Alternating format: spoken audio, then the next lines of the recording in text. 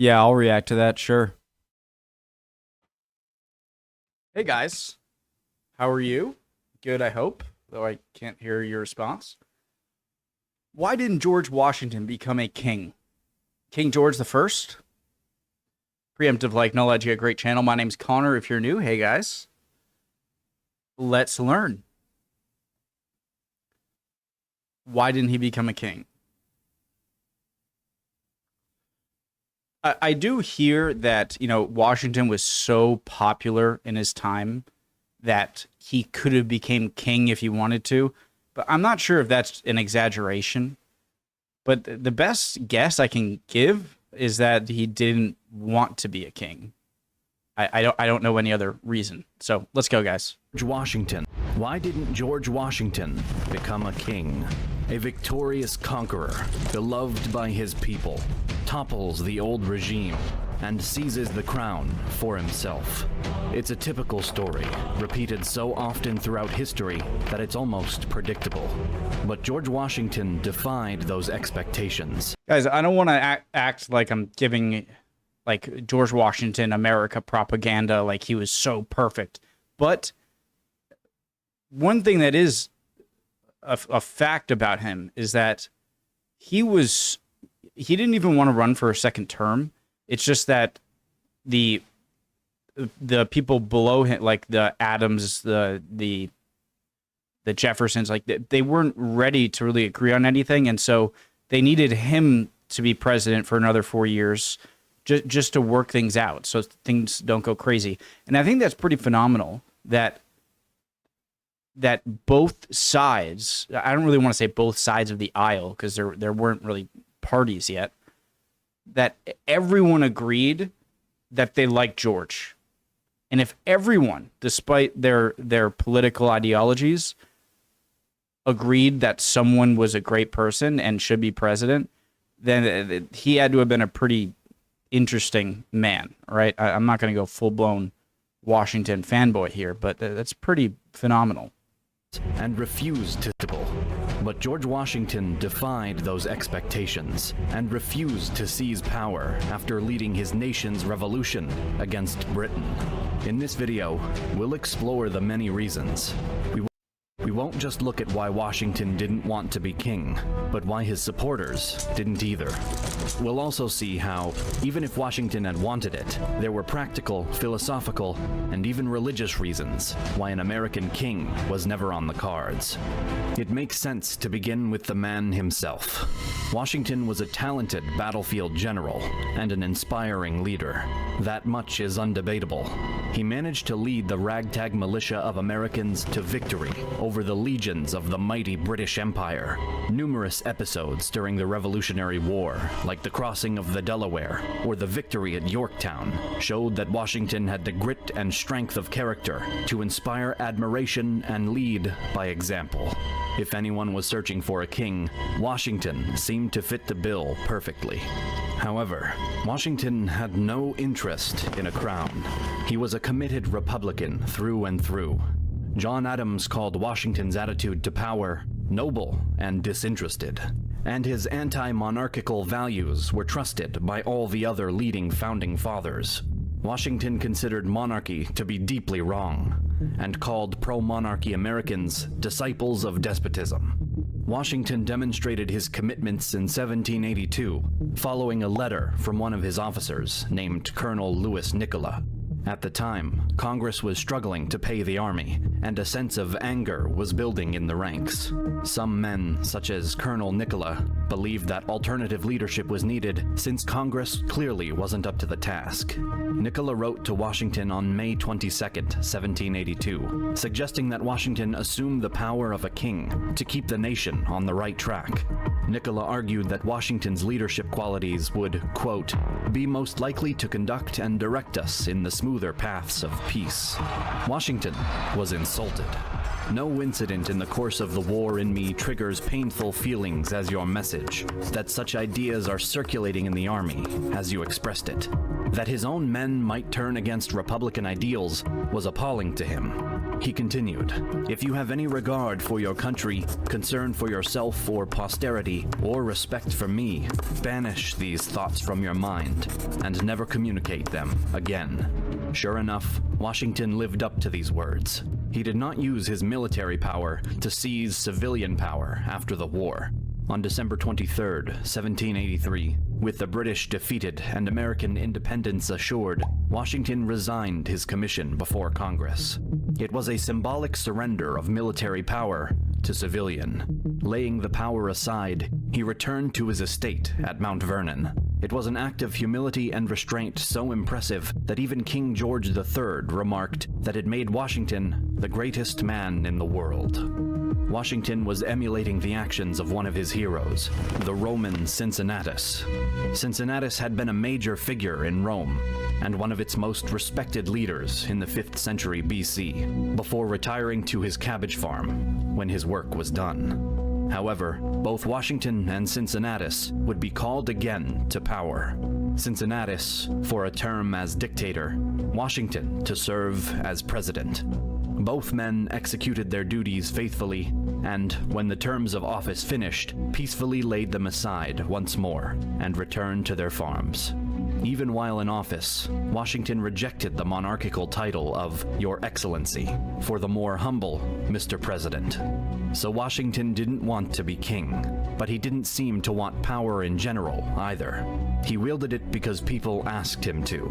Therefore, we have to ask why the American people didn't want to make him king. The obvious answer is that the revolution was a revolution against monarchy. The unaccountable... It is a bit strange to... I'm sure for a lot of people it was just freedom for Britain, regardless if they created a monarchy or not. But to the main people who were orchestrating the fight for independence, the question must have been so hypocritical if you said yes to it. And I mean, at the time, the power of the federal government was very controversial. And so thinking about going to a king would seem so antithetical to everything. Power of a divinely sanctioned monarch who could not be removed by the people without violence was what they set out to demolish in the first place. The American people were enthused by the ideas of freedom. Communities wanted to govern themselves, to be free of unnecessary oversight. This mentality of liberty was what had driven the many settlers to America in the first place. A king simply didn't fit into that model, nor did a king align with new ideas of human equality that the revolutions in America and France had spread. The idea that a man might be elevated to high office simply by his birth flew in the face of the revolution's ideas of man's natural rights. As the Declaration of Independence had so eloquently put it, we hold these truths to be self-evident, that all men are created equal. Obviously, the issue of slavery or the treatment of Native Americans showed the limit of this definition, but it definitely applied in matters of power and office. The principles of liberty and equality and the critiques of hereditary and monarchical power contained in works like Thomas Paine's wildly popular pamphlet had already convinced millions of Americans that the days of monarchies were over. Now, we can argue that the average American never read most of the books and essays where these ideas were refined and explained. That's fair, although Paine's Common Sense was read by an estimated 2.5 million people at the time of the Revolution. No matter how deeply read the typical American... How many people could have... What was the population at the time? That seems like an enormous amount of people reading something even today. Was on these principles time of the Revolution. No matter how deeply read the typical American was on these principles, though, they clearly lived by them. Alexis de Tocqueville was a French writer who wrote extensively about America in the decades after Washington's death. He observed that the Republican ideals of the Revolution were still powerfully embedded in American society. The people, he wrote, reign over the American political world as God rules over the universe. The early American people were active in governing themselves and fully believed in the power of popular politics. Tocqueville noted that any issue or cause had political groups organizing around it. This level of political engagement was unheard of in Europe, even in post-revolutionary France. Far from wanting a king, the American people would rather solve issues themselves. They liked Washington, but were never going to surrender that power to him. Digging deeper into the founding documents of the United States, we can also see how a That Franklin, Jefferson, Madison, king wasn't or compatible Adams. to the founding documents of the United States. We can also see how a king wasn't compatible with the moral and philosophical foundations of the country. An obvious place to see this is in the American concept of legitimate power. As a Christian nation, power came from God, but was invested in the people of the United States, who chose to organize into states and found a federal government. The basic assumption of the American system was that people naturally had their rights and powers, but chose to allow the government to limit some of them for the sake of making a society. Contrast that with the monarchical system. In a monarchy, God granted power to the monarch, who might then pass it down to lesser officials. In Britain, this meant the king, or later, Parliament was the supreme authority, and all power flowed down from it. So the concept of a king simply didn't fit into any American conception of power. Virtually all monarchies also required religious sanction.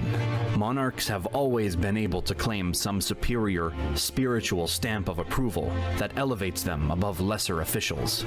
That's one of the things about that helps if there's a religion, right, that everyone or almost everyone believes in, then it's going to be people are going to be a lot more hesitant to challenge things if they're like, well, the God that I believe in apparently gives power to the monarch, and if you're the monarch, it's like, oh, that's me. And then I guess that could create a more stable but less... It seems like religion could be a good tool to keep people in power when you say that, it goes from the God to me, and then I can give it to people. I said that horribly. But as we saw in America, the people as a whole already had this divine support. God had endowed them with certain unalienable rights. But even if Washington had tried to make such a justification for kingship on religious grounds, it was practically impossible. America was a Christian nation, but it was home to many denominations of Christianity, whose precise theology and visions were different. Trying to establish a religious justification for any aspect of government beyond the most vague terms would inevitably alienate some Americans and possibly cause the entire thing to collapse. This is the same reason that the First Amendment to the Constitution forbids the government from establishing a state religion.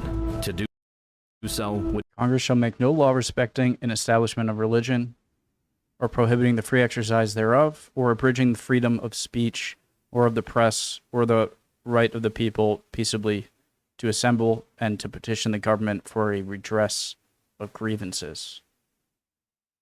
So is this the 11th Amendment? Because the first 10 are the Bill of Rights. Would divide. But it is freedom of religion and freedom of speech. So maybe they are just talking about the very first Amendment of the Constitution. Society, and make a United States impossible. Even setting aside all the fancy philosophical or religious arguments, the American Revolution broke out because they felt monarchy simply didn't work. No one man, no matter how talented, was capable of managing an area as vast and varied as the United States. The kings of England, which was arguably one of Europe's most sophisticated and well-governed countries, could not govern well enough to prevent revolution. To overthrow an inefficient monarchy just to replace it with another inefficient monarchy was absurd on its face. Even if Washington had been made king, and if by some magic the Americans threw away their ideas to let him, it's unlikely he would have been able to build a monarchy that could effectively govern the United States. And even if Washington was up to the task, he died without heirs. Succession would have been an issue, and Yeah. there have been precious few people in history with the talent and humility to follow in Washington's footsteps in the first place. It would have been doomed to fail. The answer for why Washington didn't become a king then is simple. He never wanted it, nor did the American people. Their revolution opposed it.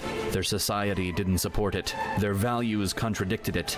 And the realities of governing the United States wouldn't have allowed it to succeed.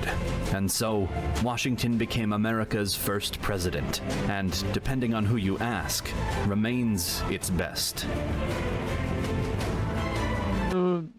I'm wary on I think you couldn't have asked for a better person for the time, as the country wasn't agreeable. So to have someone who was kind of, disinterested or very subdued in what he in wanting more power, I mean, you couldn't have asked for a better person in that sense. So maybe saying that's why he's the greatest president, that I can get there. So it seems like, all right, he didn't want it and the people wouldn't have stood for it.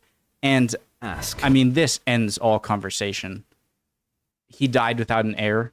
There's no way that people, and like, if they tried to, there would have been civil war right away.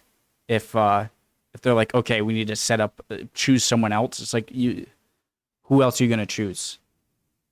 That would be as agreed or as unanimously liked as Washington. And even, I'm not sure they would have stood for it even if it was Washington. So, awesome. I really should know more about American history than I do. But, because I usually learn about European stuff. But that was nice. A little refreshing video. Love y'all. Hope you're all doing well. Would appreciate any comments down below. And hopefully I'll see you guys next time.